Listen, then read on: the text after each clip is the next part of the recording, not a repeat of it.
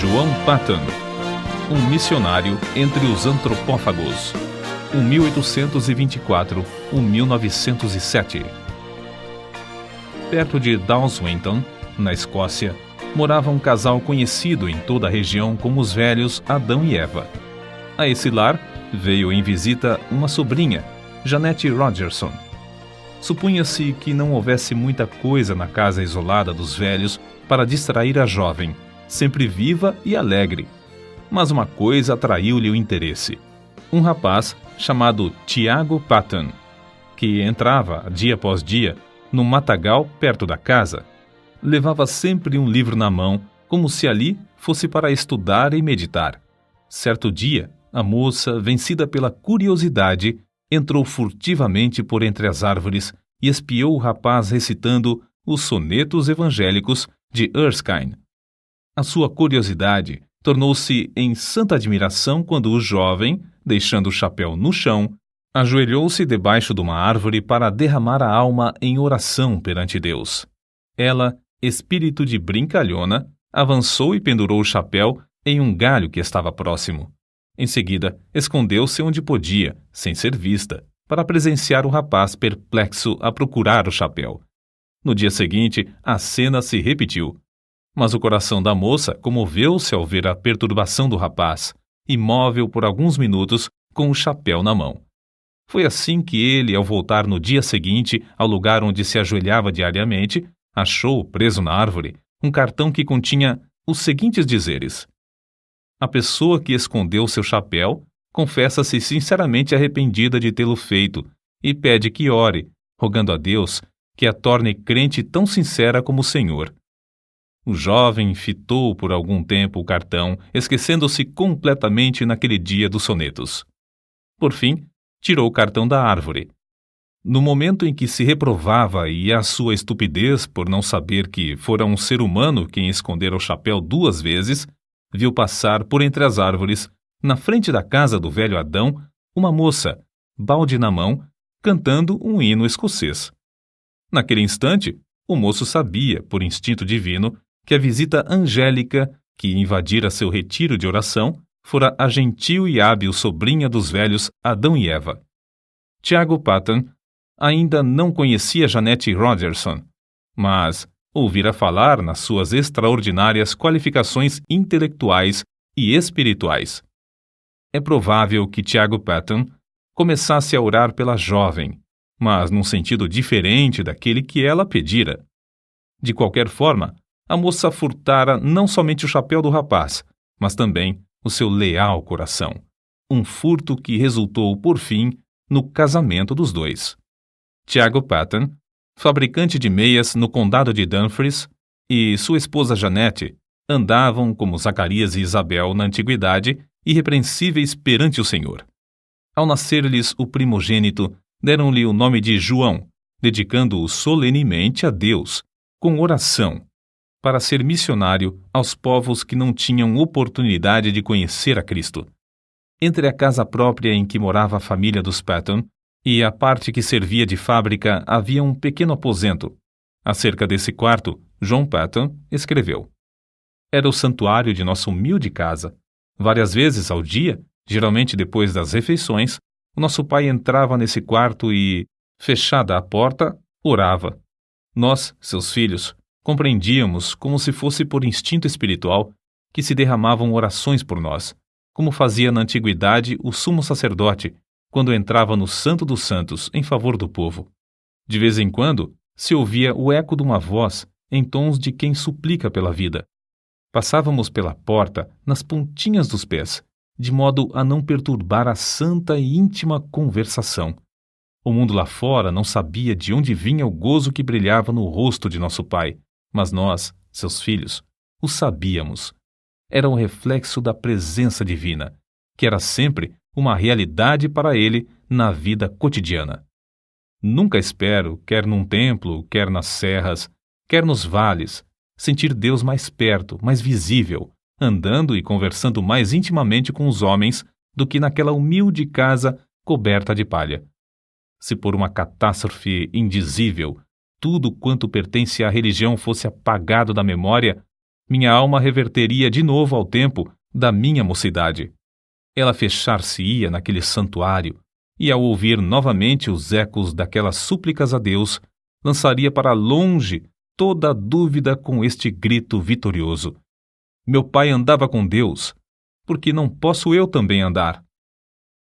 Na autobiografia de João Paton, vê-se que as suas lutas diárias eram grandes, mas o que dizemos agora revela qual a força que operava para que ele sempre avançasse na obra de Deus.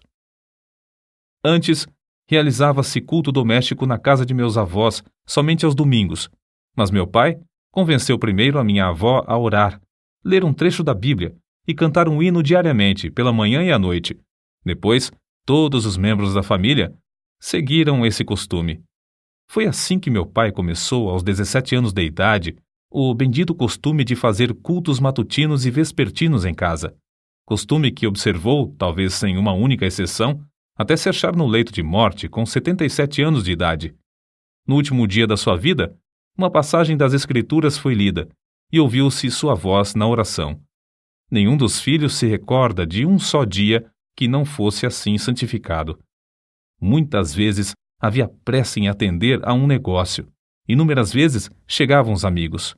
Mas nada impedia que nos ajoelhássemos em redor do altar familiar enquanto o sumo sacerdote dirigia as nossas orações a Deus e se oferecia a si mesmo e a seus filhos ao mesmo Senhor. A luz de tal exemplo era uma bênção, tanto para o próximo como para a nossa família.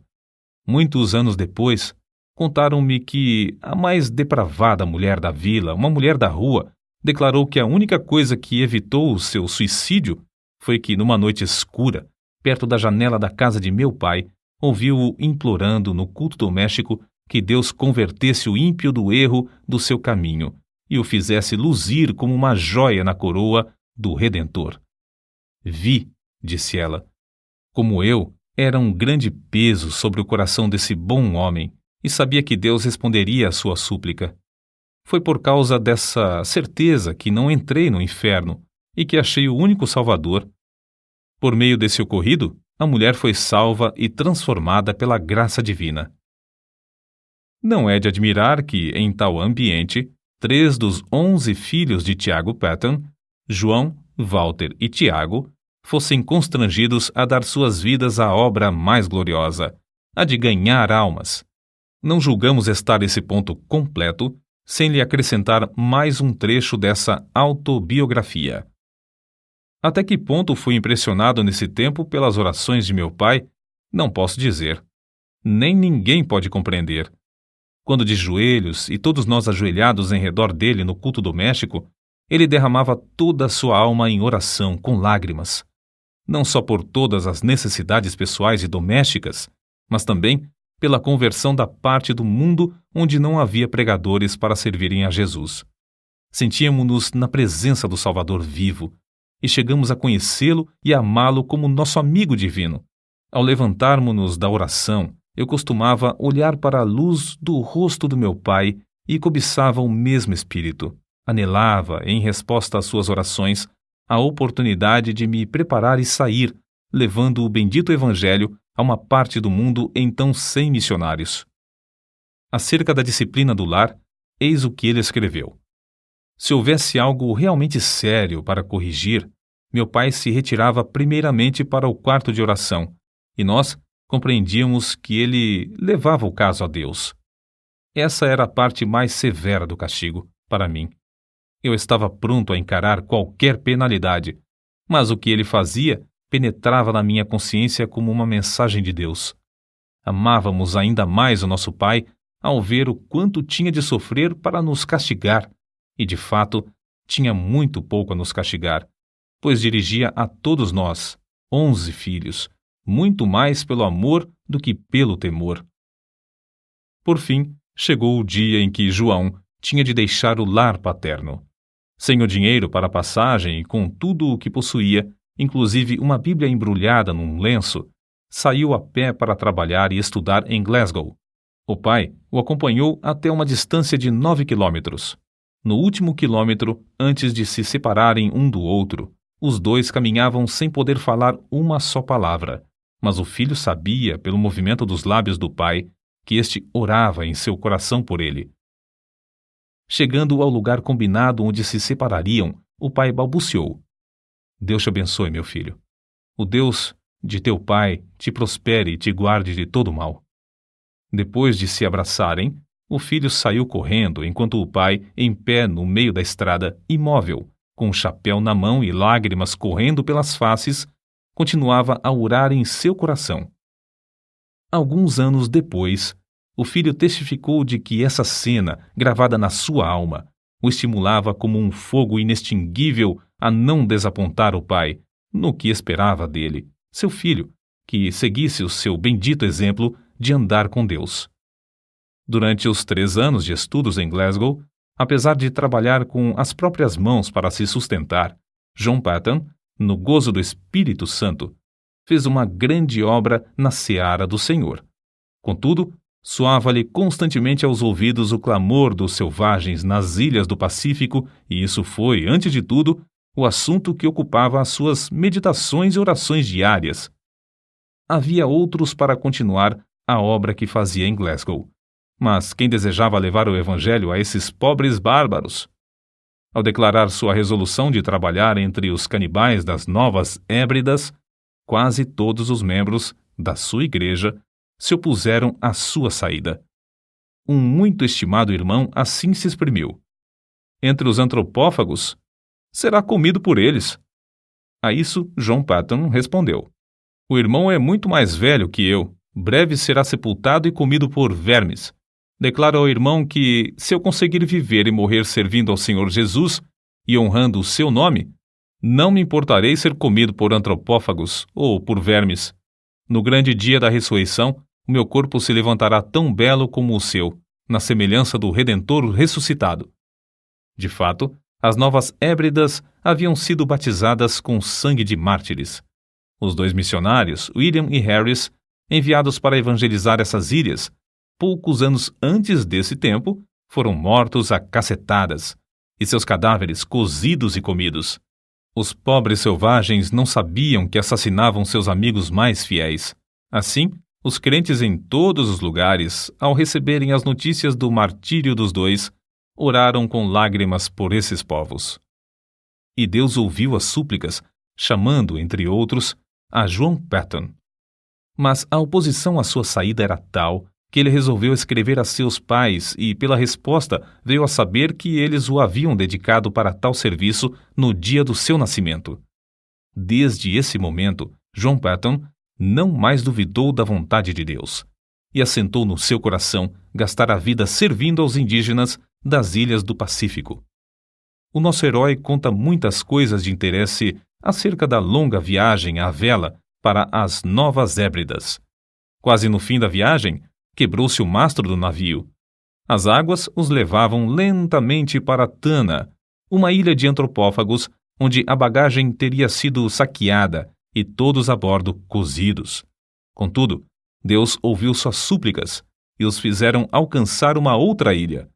Alguns meses depois, foram à mesma ilha de Tana, onde conseguiram comprar o terreno dos silvícolas e edificar uma casa.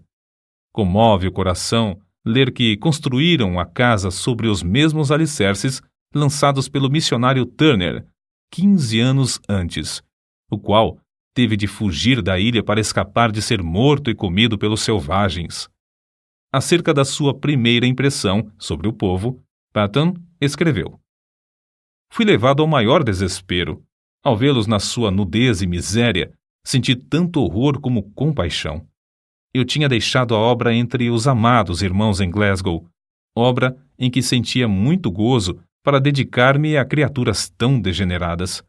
Perguntei-me a mim mesmo: é possível ensiná-las a distinguir entre o bem e o mal e levá-las a Cristo ou mesmo a civilizá-las?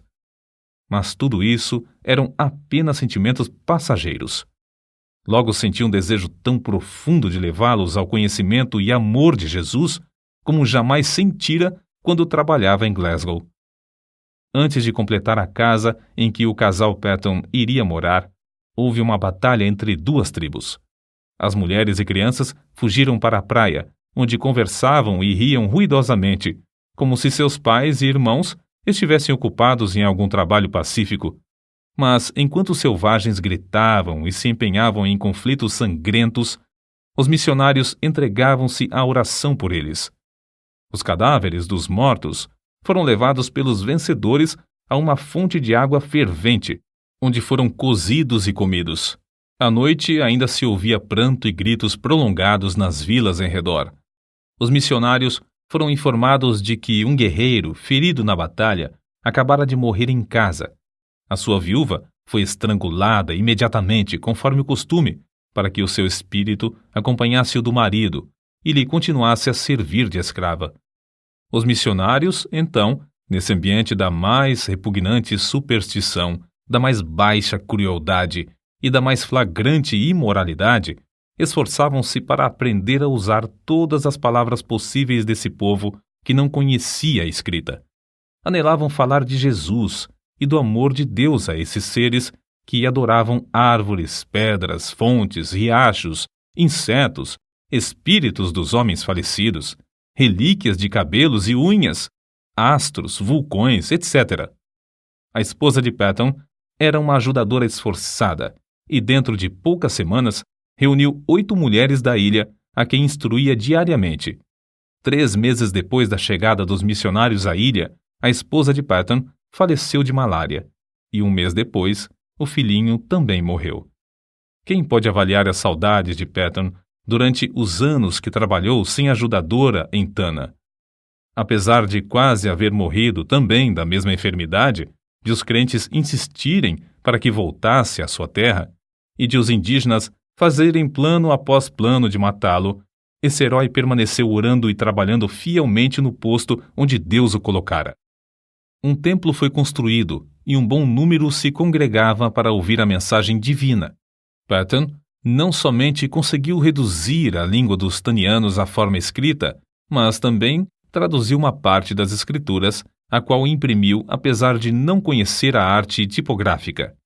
Acerca da gloriosa façanha de imprimir o livro em taniano, assim escreveu: Confesso que gritei de alegria quando a primeira folha saiu do prelo, tendo todas as páginas na ordem própria. Era 1h da madrugada, eu era o único homem branco na ilha, e havia horas em que todos os nativos dormiam. Contudo, atirei ao ar o chapéu e dancei como um menino por algum tempo ao redor do prelo. Terei eu perdido a razão? Não devia, como missionário, estar de joelhos louvando a Deus por mais esta prova de sua graça? Crede, amigos, o meu culto foi tão sincero como o de Davi, quando dançou diante da arca do seu Deus. Não deveis pensar que, depois de pronta a primeira página, eu não me tivesse ajoelhado pedindo ao Todo-Poderoso que propagasse a luz e a alegria do seu santo livro nos corações entenebrecidos dos habitantes daquela terra inculta. Depois de Patton haver passado 3 anos em Tana, o casal de missionários que vivia na ilha vizinha, Erromanga, foi martirizado barbaramente a machadadas em pleno dia. Ao completar 4 anos de estada em Tana, o ódio dos indígenas dessa ilha chegou ao auge. Diversas tribos combinaram matar o indefeso missionário e findar, assim, com a religião do Deus de amor em toda a ilha. Contudo, como ele mesmo se declarava imortal até findar sua obra na terra, evitava em pleno campo os inúmeros golpes de lanças, machadinhas e cacetes armados pelas mãos dos indígenas, e assim conseguiu escapar para a ilha de Aneitium. Planejou então ocupar-se na obra de tradução do resto dos evangelhos na língua taniana, enquanto esperava a oportunidade de voltar a Tana. Porém, sentiu-se dirigido a aceitar a chamada para ir à Austrália. Em poucos meses, animou as igrejas ali a comprarem um navio à vela para servir aos missionários. Despertou-as também a contribuírem liberalmente e a enviarem mais missionários a evangelizar todas as ilhas. Acerca da sua viagem à Escócia, depois de alguns anos nas Novas Hébridas, ele escreveu: Fui de trem a Dumfries e lá achei condução para o querido lar paterno, onde fui acolhido com muitas lágrimas. Havia somente 5 curtíssimos anos que saíra desse santuário com a minha jovem esposa, e agora, ai de mim! Mãe e filhinho jazem no túmulo, em Tana, nos braços um do outro, até o dia da ressurreição. Não foi com menos gozo, apesar de sentir-me angustiado, que, poucos dias depois, encontrei-me com os pais da minha querida falecida esposa. Antes de deixar a Escócia para a nova viagem, Patton casou-se com a irmã de outro missionário. Chamada por Deus a trabalhar entre os povos mergulhados nas trevas das Novas Hébridas, ela serviu como fiel companheira de seu marido por muitos anos. Meu último ato na Escócia foi ajoelhar-me no lar paterno durante o culto doméstico, enquanto meu venerando pai, como sacerdote, de cabelos brancos, nos entregava uma vez mais aos cuidados e proteção de Deus, Senhor das famílias de Israel. Eu tinha por certo, quando nos levantamos da oração e nos despedimos uns dos outros, que não nos encontraríamos com eles antes do dia da ressurreição. Porém, ele e minha querida mãe, com corações alegres, nos ofertaram de novo ao Senhor para o serviço entre os silvícolas. Mais tarde, meu querido irmão me escreveu que a espada que traspassara a alma da minha mãe era demasiado aguda e que, depois da nossa saída, ela jazeu por muito tempo como morta nos braços de meu pai. Prestes a regressar às ilhas, Patton foi constrangido pelo voto de todos os missionários a não voltar a Tana, mas abrir a obra na vizinha ilha de Aniwa. Dessa forma, tinha de aprender outra língua e começar tudo de novo. Na tarefa de preparar o terreno para a construção da casa em seu novo habitat, Patton ajuntou 2 cestos de ossos humanos de vítimas comidas pelo povo da ilha. Quando essas pobres criaturas começavam a usar um pedacinho de chita ou um saiote, era sinal exterior de uma transformação, apesar de estarem longe da civilização. E quando começavam a olhar para cima e a orar àquele a quem chamavam de Pai, nosso Pai, meu coração se derretia em lágrimas de gozo, e sei, por certo, que havia um coração divino nos céus que se regozijava também. Contudo, como em Tana, Patton considerava-se imortal até completar a obra que lhe fora designada por Deus. Inúmeras vezes evitou a morte agarrando a arma levantada pelos selvagens contra ele, a fim de o matarem. Tempos depois, a força das trevas unidas contra o Evangelho em Aniwa cedeu. Isso data do tempo em que cavou um poço na ilha. Para os indígenas, a água de coco para satisfazer a sede era suficiente, porque se banhavam no mar e usavam pouco a água para cozinhar, e nenhuma para lavar a roupa. Mas para os missionários, a falta de água doce era o maior sacrifício. Por isso, Patton resolveu cavar um poço. No início, os indígenas auxiliavam-no na obra, apesar de considerarem o plano do deus de Misse dar chuva de baixo uma concepção nada lúcida. Mas depois, amedrontados pela profundeza da cavidade, deixaram o missionário a cavar sozinho, dia após dia, enquanto o contemplavam de longe, dizendo uns aos outros: quem jamais ouviu falar em chuva que vem de baixo? Pobre Misse, coitado! Quando o missionário insistia em dizer que o abastecimento de água em muitos países vinha de poços, eles respondiam: é assim que se dá com os doidos. Ninguém pode desviá-los de suas ideias loucas. Depois de longos dias de labor enfadonho, Patton alcançou terra úmida. Confiava em Deus para obter água doce, em resposta às suas orações. Contudo, nessa altura, ao meditar sobre o efeito que causaria entre o povo o fato de encontrar água salgada, sentia-se quase que tomado de horror. Sentia-me, escreveu ele, tão comovido que fiquei molhado de suor e tremia-me todo o corpo, quando a água começou a borbulhar de baixo e a encher o poço. Tomei um pouco de água na mão, levei-a à boca para prová-la. Era água potável, era a água viva do poço de Jeová. Os chefes indígenas, com seus homens, a tudo assistiam. Era uma repetição em escala reduzida do episódio em que os israelitas rodearam Moisés quando ele fez água sair da rocha. O missionário, depois de passar algum tempo louvando a Deus, ficou mais calmo, desceu novamente, encheu um jarro da chuva que Deus Jeová lhe dava pelo poço e entregou-o ao chefe. Este sacudiu o jarro para ver se realmente havia água dentro.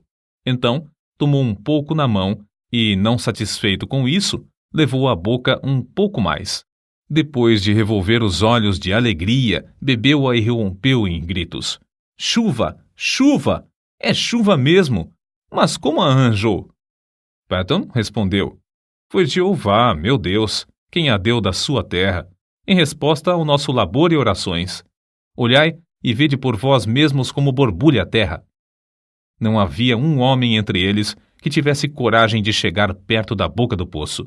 Então, formaram uma fila comprida e, segurando-se uns aos outros pelas mãos, avançaram até que o homem da frente pudesse olhar para dentro do poço. A seguir, o que tinha olhado passava para a retaguarda, deixando o segundo olhar para a chuva de Jeová, muito embaixo. Depois de todos olharem um por um, o chefe dirigiu-se a Patton e disse: Missy, a obra de seu Deus Jeová é admirável, é maravilhosa. Nenhum dos deuses de Aniwa jamais nos abençoou tão maravilhosamente. Mas, Missy, ele continuará para sempre a dar chuva por essa forma ou acontecerá como a chuva das nuvens? O missionário explicou, para gozo indizível de todos, que essa bênção era permanente e para todos os aniwanianos. Durante os anos que se seguiram, os nativos experimentaram cavar poços em 6 ou 7 dos lugares mais prováveis, perto de várias vilas. Todas as vezes que o fizeram, ou encontraram pederneira, ou o poço dava água salgada. Diziam entre si: sabemos cavar, mas não sabemos orar como Missy, e, portanto, Jeová não nos dá chuva de baixo. Num domingo, depois que Patton alcançou a água do poço, o chefe Namakei convocou o povo da ilha. Fazendo seus gestos com a machadinha na mão, dirigiu-se aos ouvintes da seguinte maneira: Amigos de Namakei, todos os poderes do mundo não podiam obrigar-nos a crer que fosse possível receber chuva das entranhas da terra, se não a tivéssemos visto com os próprios olhos e provado com a boca. Desde já, meu povo, devo adorar ao Deus que nos abriu o poço e nos dá chuva de baixo. Os deuses de Aniwa não podem socorrer-nos como o Deus de Missy. Para todos sempre, sou um seguidor de Deus Jeová. Todos vós que quiserdes fazer o mesmo, tomai os ídolos de Aniwa, os deuses que nossos pais temiam, e lançai-os aos pés de Missy. Vamos a Missy para ele nos ensinar como devemos servir a Jeová, que enviou seu filho Jesus para morrer por nós e nos levar aos céus. Durante os dias que se seguiram, grupo após grupo dos silvícolas, alguns com lágrimas e soluços, outros aos gritos de louvor a Jeová, levaram seus ídolos de pau e pedra perante o missionário. Reunidos em montes, os ídolos de pau foram queimados, os de pedra enterrados em covas de 4 a 5 metros de profundidade, e alguns, de maior superstição, foram lançados no fundo do mar, longe da terra. Um dos primeiros passos da vida cotidiana da ilha, depois da destruição dos ídolos, foi a invocação da bênção do Senhor às refeições. O segundo passo, uma surpresa maior e que também encheu o missionário de gozo, foi um acordo entre eles de fazer culto doméstico de manhã e à noite. Sem dúvida, esses cultos eram misturados por algum tempo com muitas das superstições do paganismo. Mas Patton traduziu as escrituras, imprimiu-as na língua aniwaniana e ensinou o povo a lê-las. A transformação do povo da ilha foi uma das maravilhas dos tempos modernos. Como arde o coração ao ouvir acerca da ternura que o missionário sentia para com esses amados filhos na fé, e do carinho com que esses, outrora cruéis selvagens que comiam carne humana, mostravam para com o missionário. Que o nosso coração arda também para ver a mesma transformação dos milhares de indígenas no interior de nosso querido Brasil. Patton descreveu a primeira ceia do Senhor com as seguintes palavras: ao colocar o pão e o vinho nas mãos, outrora manchadas do sangue da antropofagia, agora estendidas para receber e participar dos emblemas do amor do Redentor, antecipei o gozo da glória até o ponto de o coração não suportar mais. É-me impossível experimentar delícia maior antes de eu poder fitar o rosto glorificado do próprio Senhor Jesus Cristo. Deus não somente concedeu ao nosso herói o indizível gozo de ver os anionianos evangelizando as ilhas vizinhas, mas também de ver seu próprio filho, Frank Patton, e esposa, morando na ilha de Tanna e dando prosseguimento à obra que ele começara com maior sacrifício. Foi com a idade de 83 anos que João G. Patton ouviu a voz de seu precioso Jesus chamando-o para o lar eterno. Quão grande o seu gozo, não somente ao reunir-se aos seus queridos filhos das ilhas do sul do Pacífico que entraram no céu antes dele, mas também saudar com um bem-vindo os demais quando chegarem ali, um por um.